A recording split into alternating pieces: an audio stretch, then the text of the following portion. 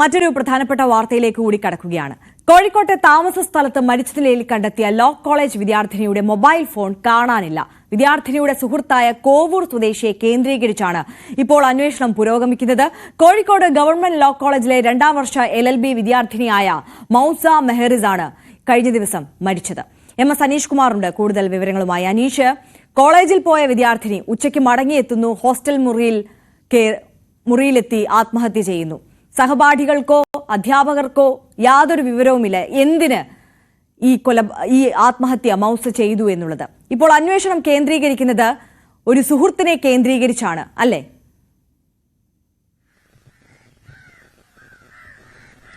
തീർച്ചയായും മരണത്തിന് പിന്നിലെ കാരണത്തെക്കുറിച്ചുള്ള ഒരു അന്വേഷണമാണ് ഇപ്പോൾ പോലീസ് നടത്തിയിരിക്കുന്നത്. മരണത്തിന്റെ കാരണമെന്നത് ആത്മഹത്യ ആണ് എന്ന ഒരു പ്രാഥമിക നിഗമനത്തിലാണ് പോലീസ് എത്തിയിരിക്കുന്നത്. കാരണം ഈ താമസ സ്ഥലത്ത് 6 പെൺകുട്ടികളാണ് താമസിച്ചുകൊണ്ടിരിക്കുന്നത്. വെള്ളിമാട് കുന്നിലെ ലോ കോളേജിൽ നിന്നും ഏതാനും മീറ്ററുകൾ മാത്രം 1 കിലോമീറ്റർ താഴെ മാത്രം ദൂരമുള്ള ഒരിടത്താണ് ഇവരുടെ താമസ സ്ഥലം ഉണ്ടായിരുന്നത്. അവിടെ മുകളിലും താഴെയുമായാണ് ഈ പെൺകുട്ടികൾ താമസിച്ചു വന്നിരുന്നത്. രാവിലെ പതിവ് പോലെ ഈ മൗസയും കോളേജിലേക്ക് പോയതാണ്. കോളേജിൽ കലോത്സവം നടക്കുകയാണ്. കലോത്സവത്തിലെ മത്സര ഇനങ്ങളിലൊക്കെ കൃത്യമായി പങ്കെടുക്കുകയും ചെയ്തു.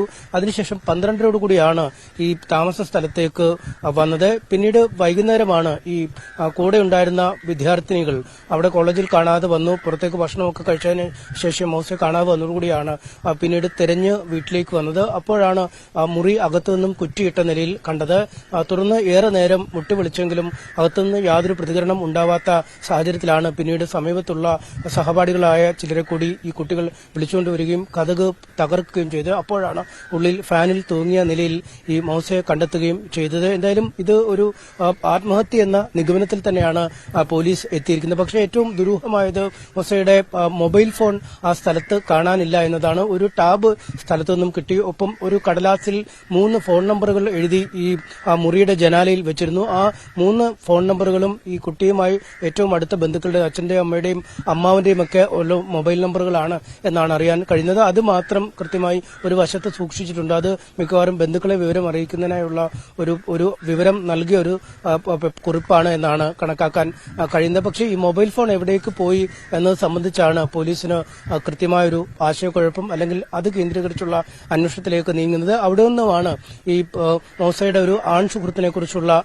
വിവരം ലഭിച്ചത്. കോവൂർ സ്വദേശിയാണ് ഇയാൾ എന്ന് പോലീസിന് വിവരം ലഭിക്കുകയും ചെയ്തു. പക്ഷേ എന്താണ് ഇതിനുള്ളിൽ സംഭവിച്ചത്, അല്ലെങ്കിൽ ഇയാൾക്ക് ഈ മരണവുമായി എന്തെങ്കിലും ബന്ധമുണ്ടോ എന്ന തരത്തിലുള്ള കൃത്യമായ അന്വേഷണം പോലീസിന്റെ ഭാഗത്തുനിന്നുണ്ടായി. ഇന്നലെ മുതൽ പോലീസ് ഇയാളെ തെരയുന്നുവെങ്കിലും പോലീസിന് കണ്ടെത്താൻ കഴിഞ്ഞിട്ടില്ല എന്ന വിവരമാണ് നമുക്ക് ലഭിക്കുന്നത്. അങ്ങനെയെങ്കിൽ ഇയാൾ ഈ ഒരു ആത്മഹത്യക്ക് ശേഷം ഒളിവിൽ പോയതാകാം എന്നുള്ള ഒരു അനുമാനത്തിലാകാം പോലീസ് ഉള്ളത്. ഈ ഇരുവർക്കുമിടയിൽ എന്തെങ്കിലും പ്രശ്നങ്ങൾ ഉള്ളതായി സഹപാഠികൾക്കോ സുഹൃത്തുക്കൾക്കോ എന്തെങ്കിലും ബോധ്യമുണ്ടായിരുന്നോ അനീഷ്? അങ്ങനെയുള്ള ഒരു പ്രശ്നങ്ങളെക്കുറിച്ച് വിവരം ലഭിക്കുന്നില്ലെങ്കിൽ പോലും ഈ യുവതി അല്ലെങ്കിൽ ഈ വിദ്യാർത്ഥിനി ഇയാളുമായി അടുപ്പത്തിലായിരുന്നു.